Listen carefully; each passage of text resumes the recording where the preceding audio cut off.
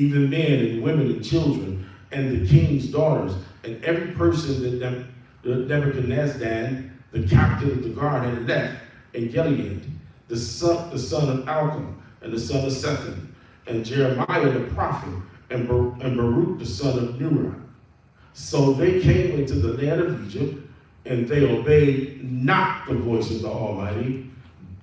Thus came they even to Tephines. So they came and set up communities in Africa. This is proving that they came and set up communities and kingdoms in Africa. Going further into the interiors of Africa, this is why we thought that we could find safety in 70 AD. We knew that we had kinfolk down there. We knew that we had people in that area, so we ran into the interiors of Africa where there were already Jews there, or the southern kingdom of Israel was already going back and forth there, right? In the language of our people, who are called Berber Moors, we see a common thread. The word Moor relates to a typographical feature, meaning earth or dark, i.e. black, unto the ground. Being mindful that a good part of our land is desert, so it would seem that Moor originally meant people of the wastelands, people of the dead lands, people of the desert. So Moor was a description of us and how people called us, what they called us, but we took on the name. We took on the name. So can we go to the next image, please? I don't know if you can see that very clearly, but this image is the Moorish cavalry, Moors or Berbers. It is an image of Moors fighting the Diasporans. And if you look real close, you can see the Moors are overcoming or overtaking this group of people here. And you can see that they already have, you can see the way they look, how they dress. They have locks in their hairs and things like that, right? So there's no disputing that we know that Moors are black, right? Nobody would dispute that, right? But the question is Moors Israelites, right? So let's move further. I think hopefully I'm proving that today. Let me get this book out. Bear with me. Everyone should have this. Babylon the Timbuktu. It came with your Israelite starter kit, didn't it? This did come with your Israelite starter kit. I mean, you got some tassels, Babylon book, you got your Bible, the Apocrypha, the Babylon book, Timbuktu, and you got some tassels. You was ready to go, right? Nobody tell you nothing, nothing at all. I believe. I know I believe. I got the kid, see? All right, from Babylon to Timbuktu, page 87. Very, very interesting things. Also, just to note, there are some bones in the book, right? There's some bones you chew the meat, throw away the bones, right? All right, so let me start from Babylon to Timbuktu, page 87. I think I want to read it from my computer and not from the book. Getting a little older here, can't see too good from in the book. Is that all right with y'all? Okay. All right. Page 87, and I'm going to start at the beginning of the book. The top of the page, I'm sorry. The cruel policy caused many Jews to flee into the Mediterranean and the west coast of Africa. The southernmost point of Spain. This is why we're here. Let me read it again. The cruel policy caused many Jews to flee to the Mediterranean. Everybody knows what the Mediterranean looks like. I think I have a map of it, but everybody knows what the Mediterranean looks like? You know what the whole area looks like, right? let's go to the next slide.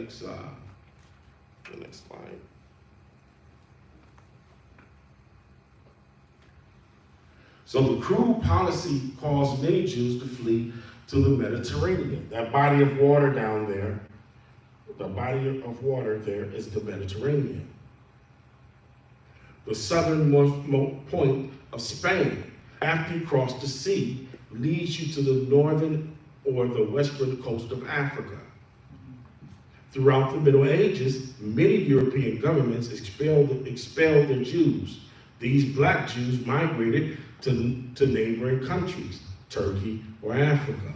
Deuteronomy 28:25 says, "And the Most High shall cause thee to be smitten before thy enemies. Thou shalt go out one way against them and flee 7 more ways before them. And thou shalt be removed into all the kingdoms of the earth." This is how we were either scattered or led by way of North Africa into Spain, or by way of the Byzantine Empire going around, coming from the east of Europe, and traveling down into Europe. But we haven't got there. We haven't got there yet. Let me finish up in the book here. The Byzantine emperors in the 5th and 6th centuries persecuted the Jews constantly. Remember I said there were bones? That's a bone. Constantly. Therefore, multitudes of the Jews were compelled to migrate into the Sahara Desert, to the south. By this time, the Sahara Desert was heavily occupied with black Jews. The Arabs pushed their way out of the Arabia in the 7th century. And in the year 648, they attacked Egypt and continued across Africa.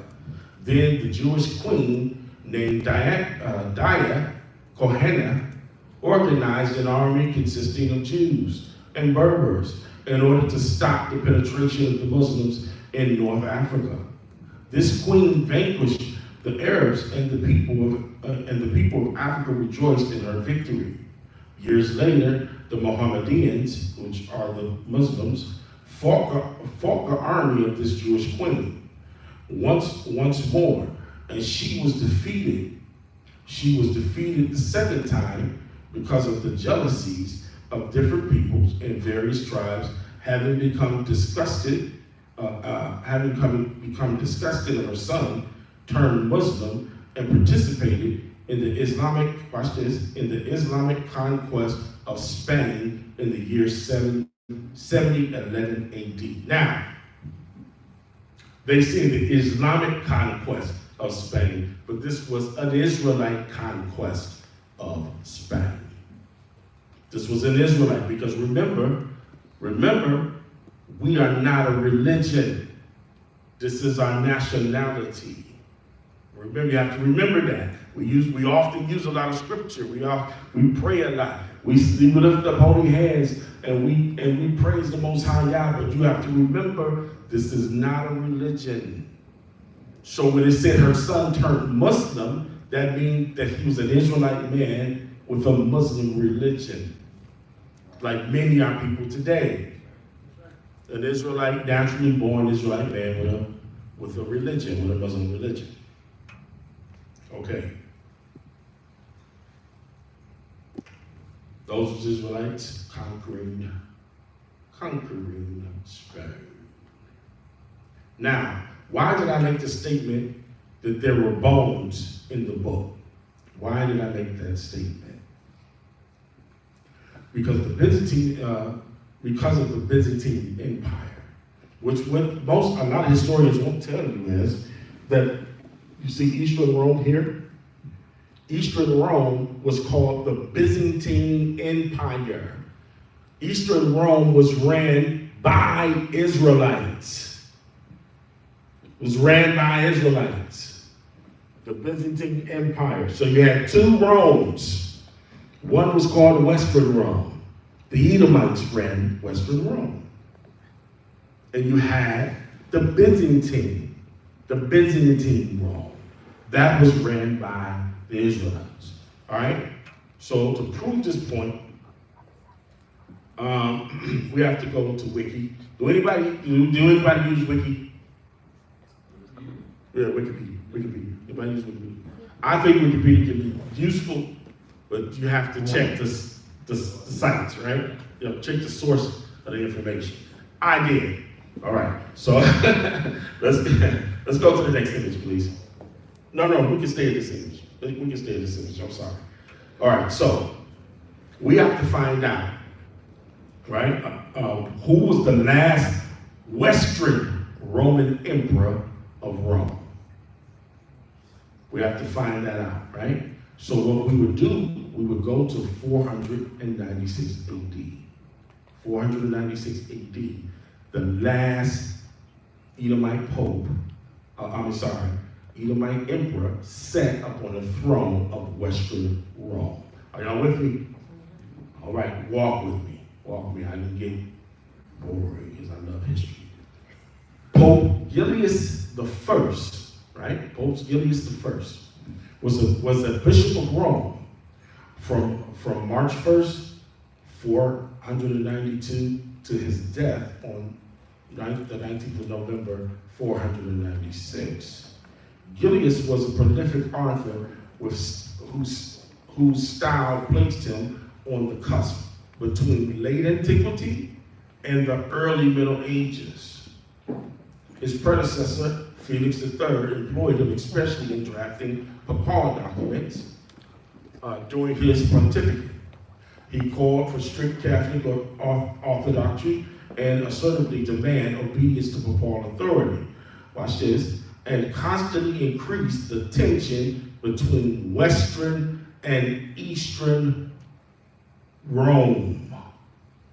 He constantly increased the tension between Western and Eastern churches. So you had one church in Western Rome, and you had another church in Eastern Rome called the Byzantine or the Byzantine Empire. Understand that. That's important to know. Now, there are some confusion regarding where Julius was born. According to the Peer Pontificals, he was born in Africa. While a letter addressed to the Roman Empire, Anastasius, he stated that he was born a Roman, whereas we heard that before. Did Paul say he was born a Roman? Right?